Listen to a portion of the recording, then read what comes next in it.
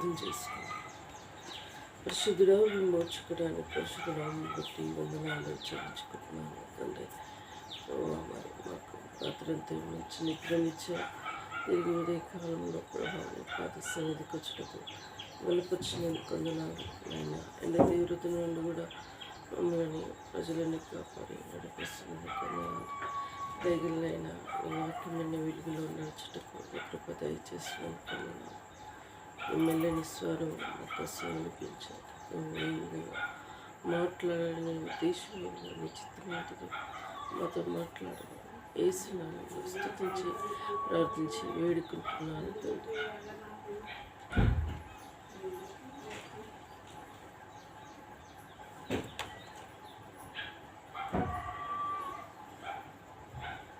మరియు ఆయన మోషేతో ఇట్లా నీవును అహరోను నాదాబును అబీహును ఇశ్రాయేలు పెద్దలలో 70 మంది యెహోవా వద్దకు ఎక్కి వచ్చి దూరమున సాగిలపడురి. మోషే మాత్రము యెహోవాను సమీపింపవలెను, వారు సమీపింపకూడదు, ప్రజలు అతనితో ఎక్కి రాకూడదు. మోషే వచ్చి యెహోవా మాటలన్నింటినీ విధులన్నింటినీ ప్రజలతో వివరించి చెప్పాను. ప్రజలందరూ యెహోవా చెప్పిన మాటలన్నింటినీ ప్రకారము చేసేదనమని ఒక శబ్దంతో ఉత్తరమిచ్చి.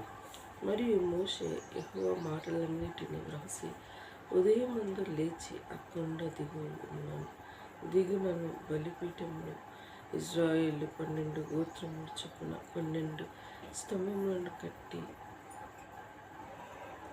ఇశ్రాయేలులో యవనస్తులను పంపగా వారు దహన బలులను అర్పించి దహన బలులుగా కోడలను వధించిరి. అప్పుడు మోషే వాటి రక్తంలో సగం తీసుకొని పళ్ళెములను పోసి ఆ రక్తంలో సగం బలిపీఠం మీద ప్రోక్షించాను. అతడు నిబంధన గ్రంథం తీసుకొని ప్రజలకు వినిపించగా వారు యెహోవా చెప్పిన నీవు చేయుచు విధేయులమై ఉందుమనిరి. అప్పుడు మోషే రక్తమును తీసుకొని ప్రజల మీద ప్రోక్షించి, ఇదిగో ఈ సంగతులన్నింటి విషయమై యెహోవా నీతో చేసిన నిబంధన రక్తము ఇదే అని చెప్పాను.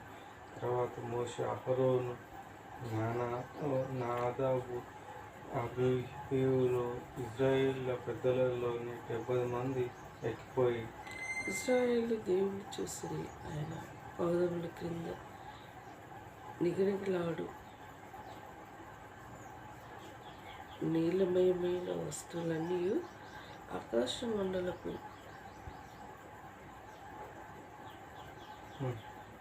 తేజ వంటిది ఉండను.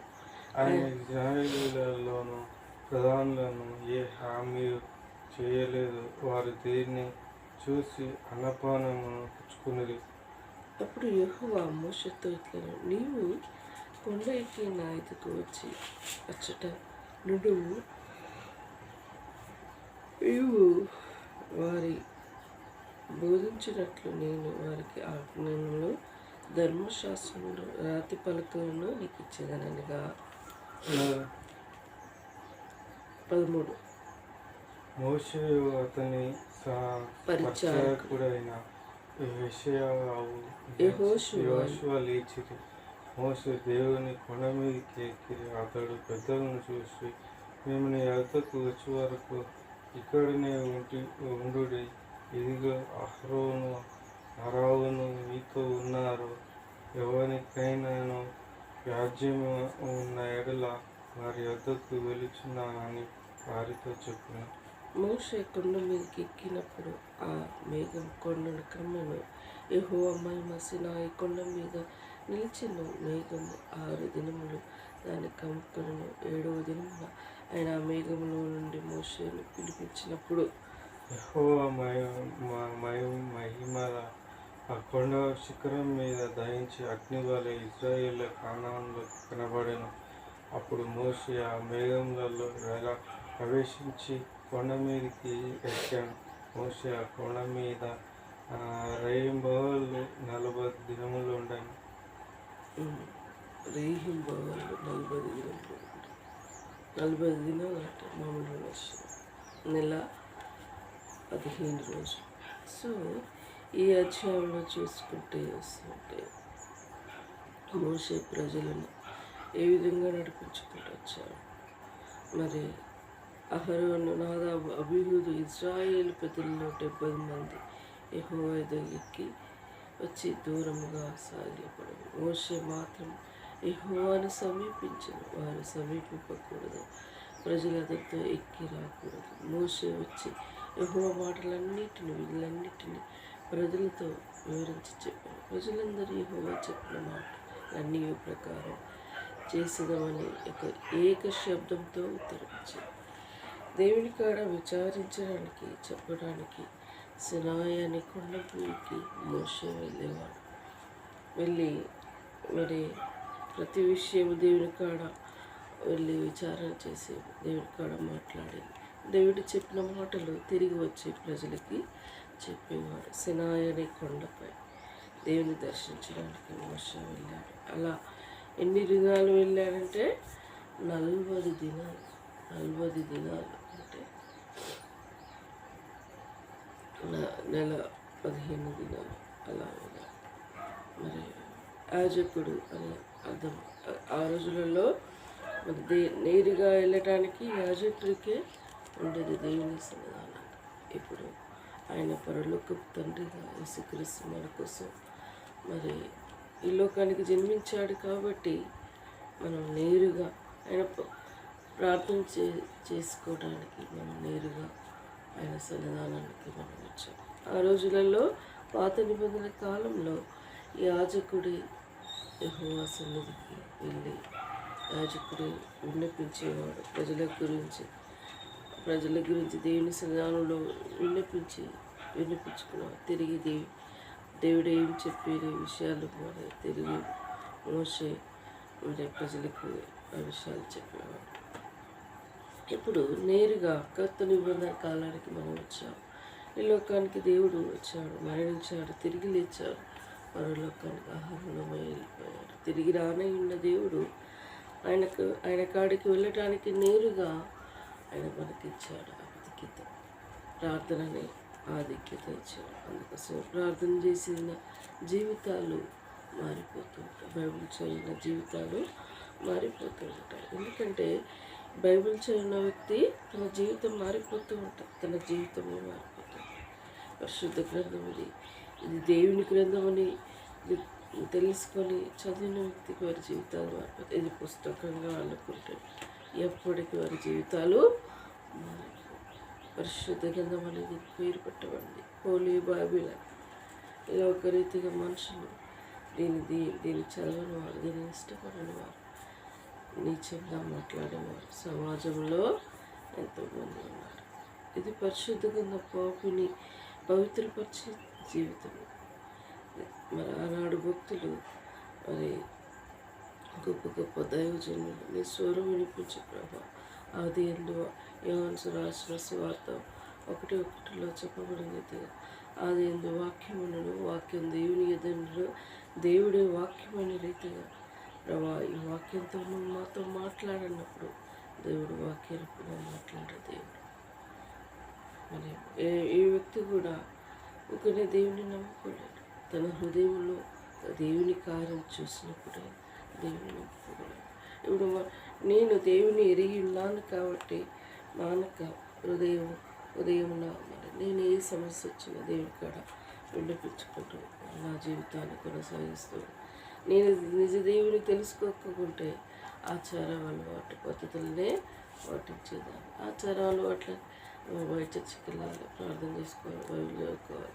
ఇది ఆచారం అలవాటు. దేవుని రుచించిన వ్యక్తి, ఆయన స్వరం ఉన్న వ్యక్తి ఎప్పటికీ మానుకుని ఉన్నాడు. ఇప్పుడు చదువుకుంటూ పోతూ ఉంటాం. ఈ చెవున విని ఈ చెవున వదిలిపెట్టడం కాదు. దేవుడు ఆకాశంతో తేలి చేస్తూ ఉంటాడు. నన్ను వెతుకువారు ఎవరైనా ఉన్నారు.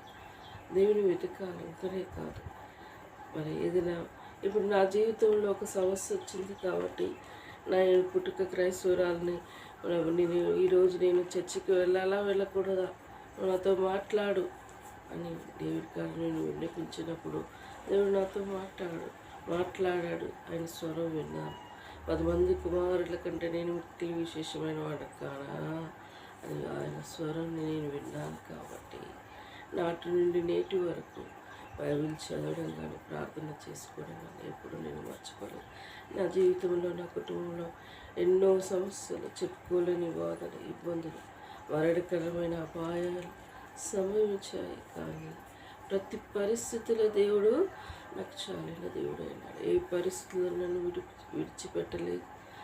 ఆయన దేవుడు శోధకుడు మన భక్తులను చూసాము. బబులోను దేశమందు ఆ భక్తులు 3 బొమ్మకు మొక్కనందున పట్టి బంధించి రాజా అగ్నిలో పడవేసిన 4వ వాడు ఉండలేదా?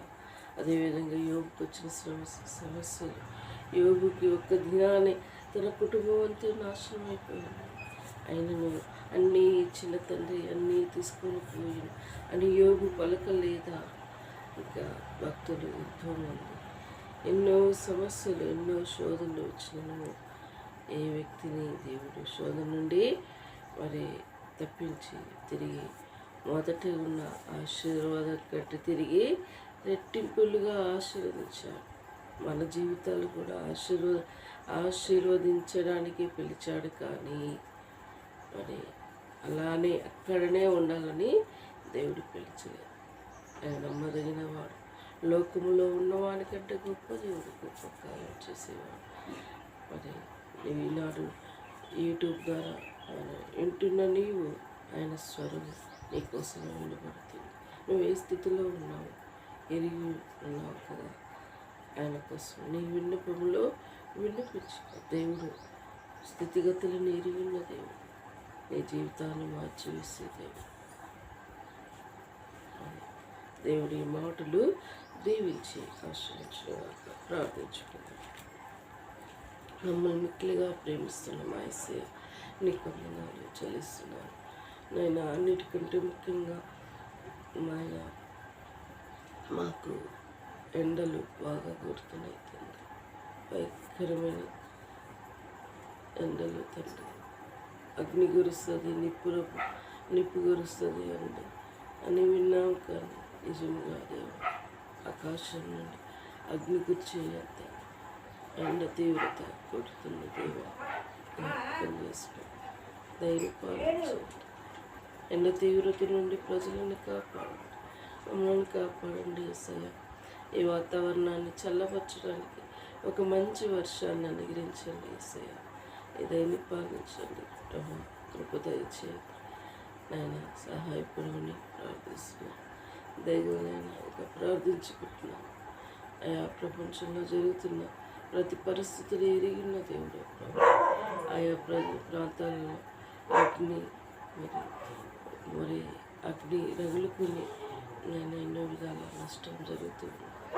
దైవనైనా జ్ఞాపకం చేసుకో.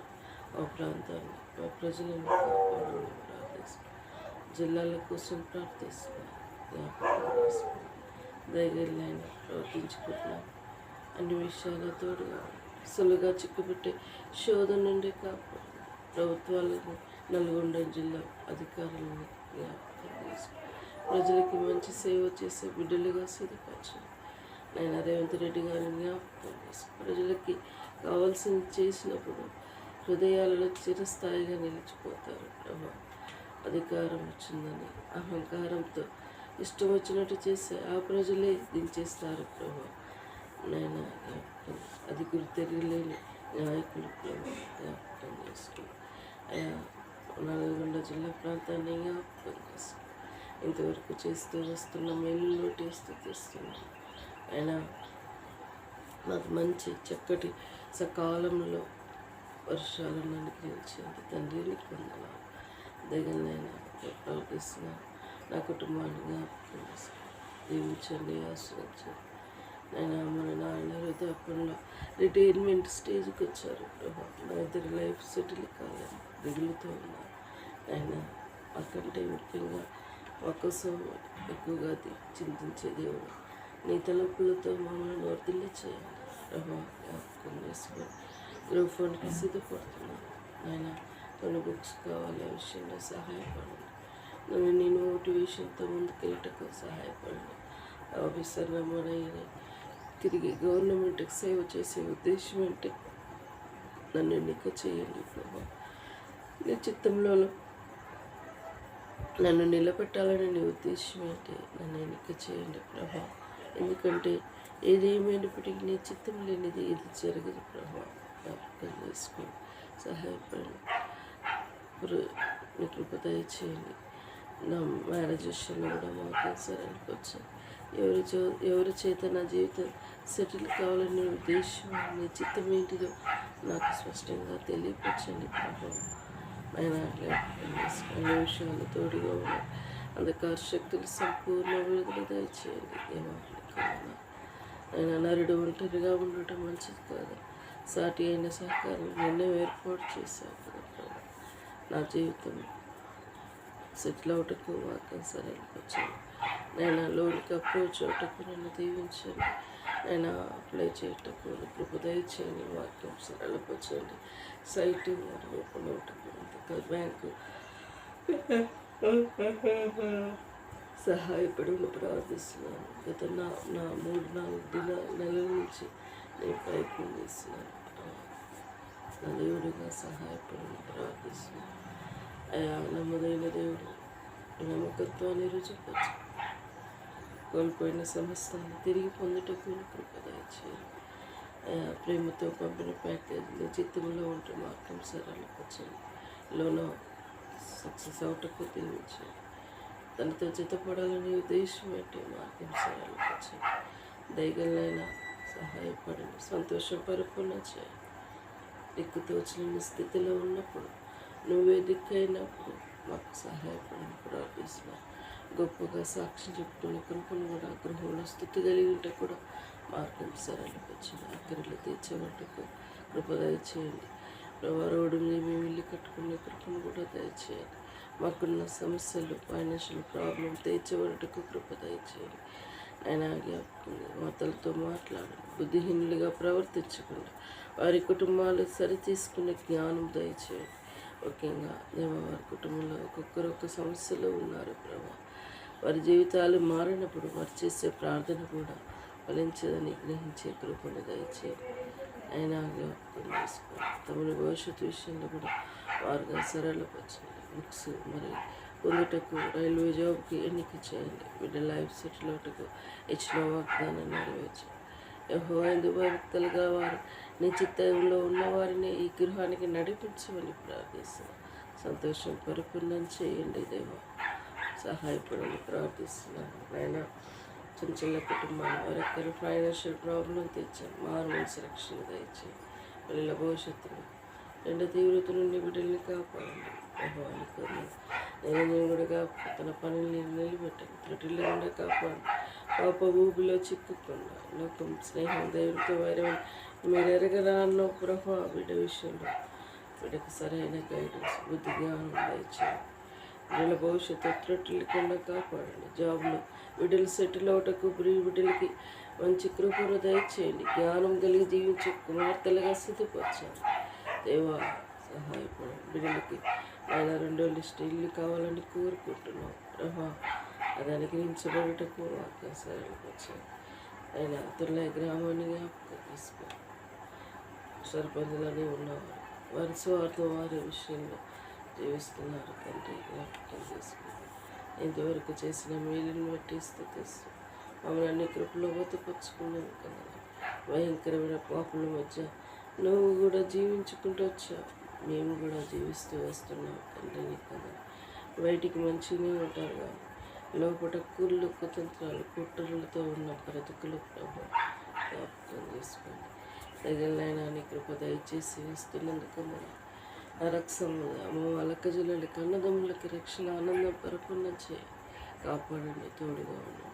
వారెక్కరు తీర్చేవారు ప్రార్థిస్తున్నాను తండ్రి. నీకు వందనాలు. వాళ్ళ రక్షమందులు కూడా సంపూర్ణంగా రక్షించటకు నీ కృప దయచేయి.